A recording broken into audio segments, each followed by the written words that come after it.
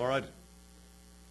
I'm going to look at social implications and then wind it down and talk, as Schumacher said, economics as if people mattered.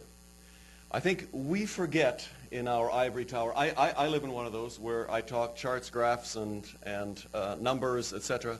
And I decided, let's go right brain, because we've had a left brain day all day. I don't know about you, but at the end of the day, I can't handle left brain anymore.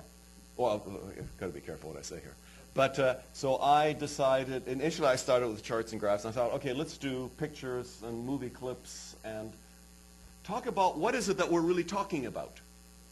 What are the implications of the theories, of the agreements, of the disagreements, of what it is that happens?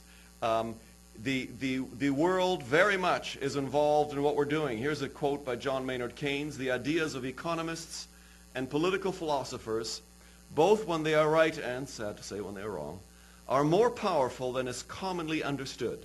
Indeed, the world is ruled by little else." I wouldn't want to say that, but I think we'll let the past Mr. Keynes say that. That's really ultimately what the implications are all about, right? I think we forget in our discussions the fact that the decisions that we make here in this building, here in this group of people, affect the lives, well, in our case, of 310 or 20 million people, however many we are today, and globally, the effect that the Fed and that the U.S. has on policy all over the world. And Jeff Sachs said that very clearly, where he's saying, look, the decisions that we end up making have huge effects on everybody else. All right? Well, a lot of those effects are hidden. 90% of what we talk about is underwater. We don't tend to see it very easily. Well, I don't know. I speak for myself. I know when I sit down for dinner and I try to explain something to somebody, the first thing I do is get a napkin out and draw some parabolic chart or something, because that's how my brain thinks. But that's not what that's not what this is really all about.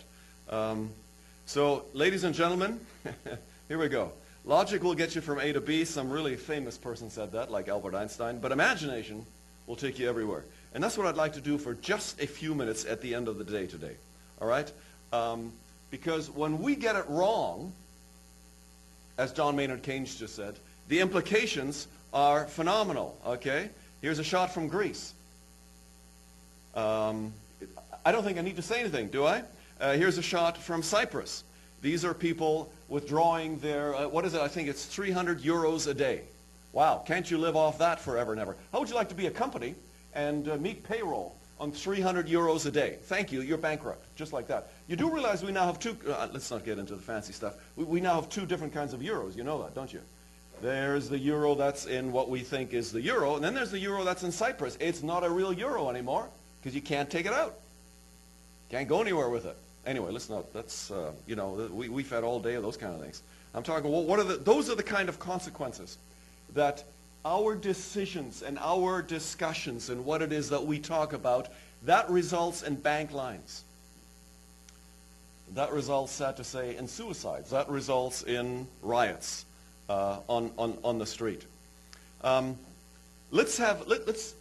what I did in that great underwater portion of the iceberg that you saw, I decided to take just a few bits and pieces of what could have been handled. I probably left 80% out, all sorts of things that have been mentioned today, and I thought, let's just have a look at a few of them.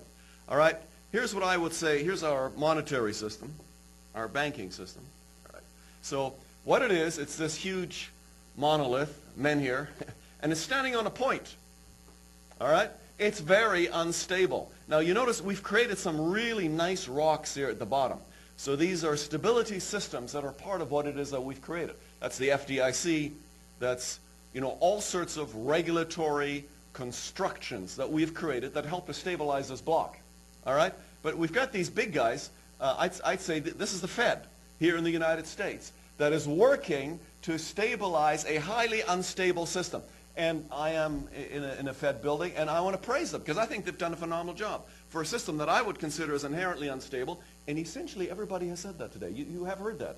We may disagree on different policies, systemic issues, whatever. We've all agreed the system is highly unstable. So we've got these guys. They've done a good job. I mean, this is the 100th anniversary. Wasn't it 2013 the Fed was created? It's the 100th anniversary. And it's not that we haven't had any problems, but by and large, I can't believe how few problems we've had, considering the essential nature of what the system looks like. Well, let me show you another thing about this picture. Those are all human beings. Those are little people down there. They actually cover everything, but then, of course, the whole picture wouldn't make any sense. When that big monolith falls down, it crushes those people. And that's what we're talking about today. It's a very important subject. Let's talk about social inequality.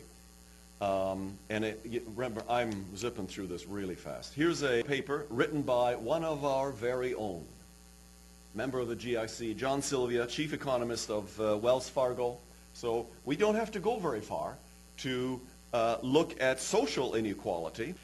So here's the abstract from the paper. We study the effects and historical contribution of monetary policy shocks to consumption and income inequality in the United States. And the same can be said essentially for the whole world. Contractionary monetary policy actions systematically increase inequality in labor earnings, total income, consumption, and total expenditures. Let's see now, what part of the economy is missing here? There must be something missing. No, there isn't anything missing. Furthermore, monetary shocks can account for a significant component of the historical cyclical variation in income and consumption inequality. Using detailed micro-level data on income and consumption, we document the different channels via which monetary policy shocks affect inequality, as well as how these channels depend on the nature of the change in monetary policy. What it says is, when people are doing everything correctly, the system, inherently the system itself, creates inequality. I can be the most wonderful, godly, whatever you want to call it, person in the of the human race, and yet the system itself, in the actions that I'm part of, create inequality. We don't think about that, do we? We think it's just evil people, or we think it's just somebody making some wrong decision, or we think it's just, no, that banker, he's not willing to lend me money, or that person, he defaulted on his loan, or no. If everything is done correctly, the system inherent in itself creates inequality. And inequality ultimately is very, very dangerous to our society. Now, I'm not advocating, I'm definitely not a communist, not a socialist, and we have strong elements of our society that are very pushing strong for redistributionism. All right? Why are those elements of society there? Maybe because we have problems with the structure of the system. Let me run you a clip. There's a chart I saw recently that I can't get out of my head. A Harvard business professor and economist asked more than 5,000 Americans how they thought wealth was distributed in the United States. This is what they said they thought it was. Dividing the country into 5 rough groups of the top, bottom, and middle 3 20% groups, they asked people how they thought the wealth in this country was divided. Then he asked them what they thought was the ideal distribution. And 92%, that's at least 9 out of 10 of them, said it should be more like this. In other words, more equitable than they think it is. Now that fact is telling, admittedly, the notion that most Americans know that the system is already skewed unfairly. But what's most interesting to me is the reality compared to our perception. The ideal is as far removed from our perception of reality as the actual distribution is from what we think exists in this country. So ignore the ideal for a moment. Here's what we think it is again. And here is the actual distribution. Shockingly skewed. Not only do the bottom 20% and the next 20%, the bottom 40% of Americans barely have any of the wealth. I mean, it's hard to even see them on the chart. But the top 1% has more of the country's wealth than 9 out of 10 Americans believe the entire top 20% should have. Mind-blowing. But let's look at it another way, because I find this chart kind of difficult to wrap my head around. Instead, let's reduce the 311 million Americans to just a representative 100 people. Make it simple. Here they are: teachers, coaches, firefighters, construction workers, engineers, doctors, lawyers, some investment bankers, a CEO, maybe a celebrity or two. Now let's line them up according to their wealth. Poorest people on the left, wealthiest on the right, just a steady row of folks based on their net worth. We'll color code them like we did before based on which 20% quintile they fall into. Now let's reduce the total wealth of the United States, which was roughly $54 trillion in 2009, to this symbolic pile of cash. And let's distribute it among our 100 Americans. Well, here's socialism, all the wealth of the country distributed equally. We all know that won't work. We need to encourage people to work and work hard to achieve that good old American dream and keep our country moving forward. So, here's that ideal we asked everyone about. Something like this curve. This isn't too bad. We've got some incentive, as the wealthiest folks are now about 10 to 20 times better off than the poorest Americans. But hey, even the poor folks aren't actually poor, since the poverty line has stayed almost entirely off the chart. We have a super healthy middle class with a smooth transition into wealth. And yes, Republicans and Democrats alike chose this curve. 9 out of 10 people, 92%, said this was a nice, ideal distribution of America's wealth. But let's move on. This is what people think America's wealth distribution actually looks like. Not as equitable, clearly, but for me, even this still looks pretty great. Yes, the poorest 20 to 30% are starting to suffer quite a lot compared to the ideal, and the middle class is certainly struggling more than they were, while the rich and wealthy are making roughly 100 times that of the poorest Americans and about 10 times that of the still healthy middle class. Sadly, this isn't even close to the reality. Here is the actual distribution of wealth in America. The poorest Americans don't even register. They're down to pocket change, and the middle class is barely distinguishable from the poor. In fact, even the rich between the top 10 and 20 percentile are worse off. Only the top 10% are better off. And how much better off? So much better off that the top 2 to 5% are actually off the chart at this scale. And the top 1%, this guy, well, his stack of money stretches 10 times higher than we can show. Here's his stack of cash, restacked, all by itself. This is the top 1% we've been hearing so much about. So much green in his pockets that I have to give him a whole new column of his own, because he won't fit on my chart. 1% of America has 40% of all the nation's wealth. The bottom 80%, 8 out of every 10 people, or 80 out of these 100, only has 7% between them. And this has only gotten worse in the last 20 to 30 years. While the richest 1% take home almost a quarter of the national income today, in 1976, they took home only 9%, meaning their share of income has nearly tripled in the last 30 years. The top 1% own half the country's stocks, bonds, and mutual funds. The bottom 50% of Americans own only 0.5% of these investments, which means they aren't investing. They're just scraping by. I'm sure many of these wealthy people have worked very hard for their money. But do you really believe that the CEO is working 380 times harder than his average employee? Not his lowest paid employee, not the janitor, but the average earner in his company. The average worker needs to work more than a month to earn what the CEO makes in 1 hour. We certainly don't have to go all the way to socialism to find something that is fair for hardworking Americans. We don't even have to achieve what most of us consider might be ideal. All we need to do is wake up and realize that the reality in this country is not at all what we think it is.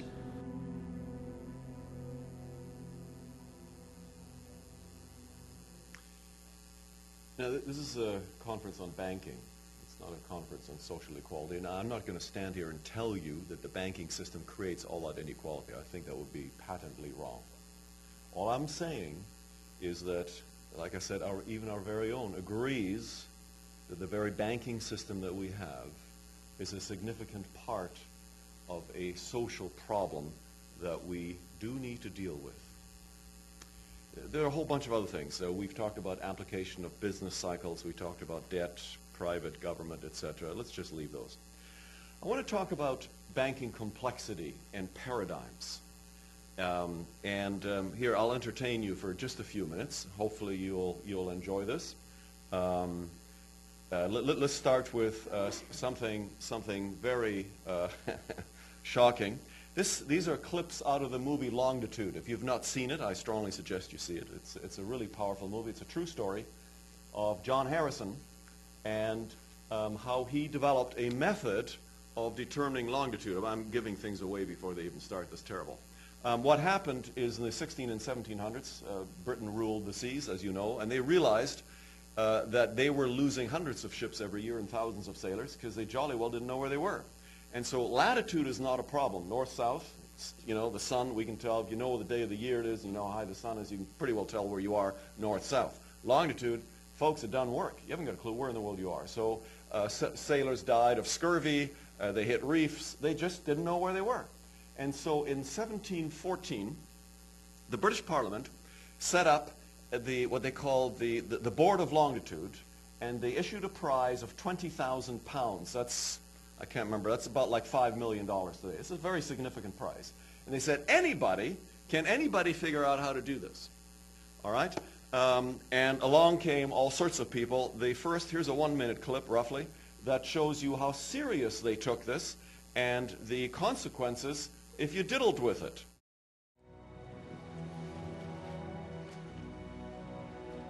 On the 22nd of October, 1707, Admiral Sir Cloudesley Shovel summoned the captains of the British fleet to his flagship, the Association. That morning, he had ordered the execution of an able seaman. The navigation of His Majesty's ships is the sole concern of His Majesty's officers. The crime was keeping a private reckoning of the ship's position and publicly disputing the Admiral's calculation. Ball of bloody twine!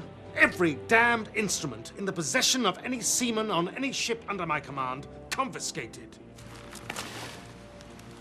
Any further questioning of our position will be treated as an act of mutiny and dealt with accordingly. That clear?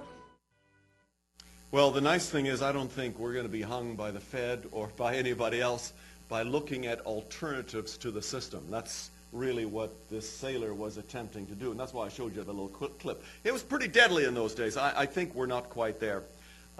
What happened is John Harrison was a simple carpenter who thought he figured this out, which is to create a clock that was accurate to within at least a second a day.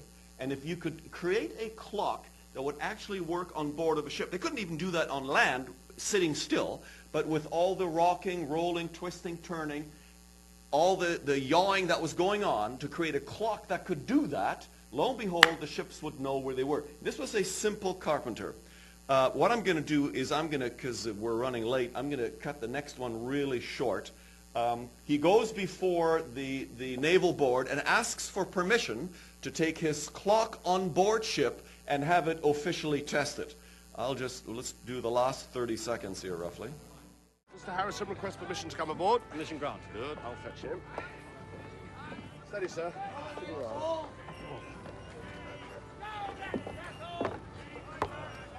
Mr. Harrison, Lieutenant Bertie. Lieutenant. Captain Proctor presents his compliments and advises you to stow your machine in the great cabin. Has he seen it yet? I don't think so. Good God. Steady there! Please ask your men to be careful, Lieutenant. Don't worry, Mr. Harrison. This is the Navy. Steady there. Get that whip off her! Campbell. Take Mr. Harrison to the great cabin with his clock while I report to the captain. Aye, aye, sir. I want to draw an analogy, and I want to say our banking system today is like John Harrison's clock. You know, about a meter cubed, and takes a crane to lift this thing up on board ship, because he had pendula going against springs, going against wheels, going against you name it. and every single motion needed a slightly smaller counter motion, and a counter motion against that, and a counter motion against that, and a counter motion against that. It is said that he made over 200 adjustments. Why do you think this thing weighed like that? How would you like to today walk around with your wristwatch that is 1 cubic meter and weighed, beats me, half a ton? Wouldn't work, would it? So what we needed was a paradigm shift. I want you to listen to the words of what's happening here. This is an analysis done in the 30s, and there's a speech given. Again, it's a very short clip. And what in the world happened? See you next week.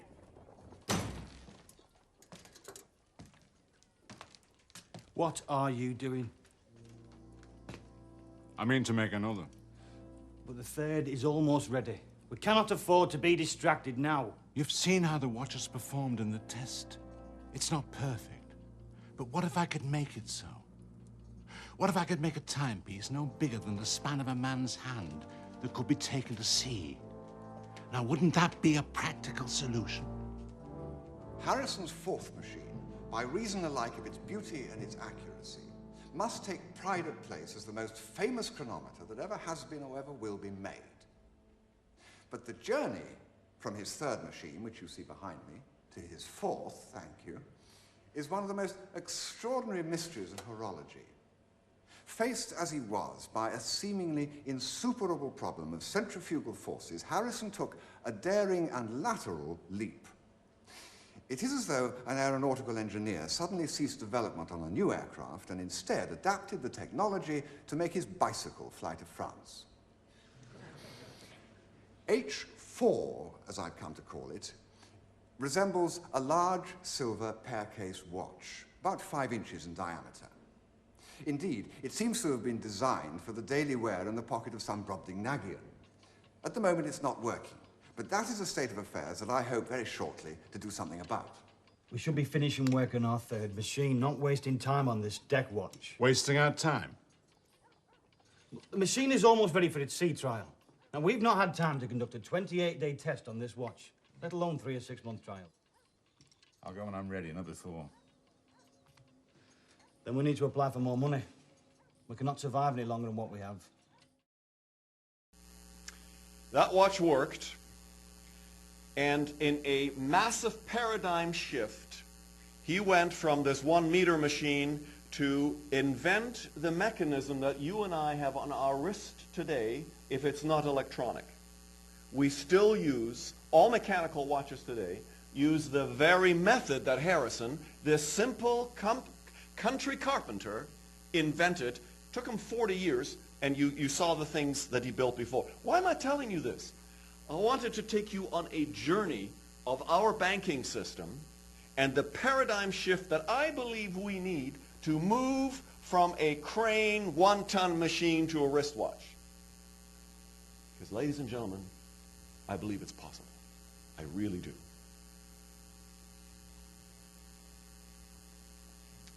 Oops, oh, that says the wrong thing. It says change is not possible. I've been told that. As I told people what this conference was all about, I had a banker say to me, "Ole, it's impossible." And I go, "Really?" Here's an interesting chart. What this goes, you're going to have trouble reading it, goes from 1780 until essentially today, and maps out the major banking regulatory changes that have occurred over the last 200 years. Okay?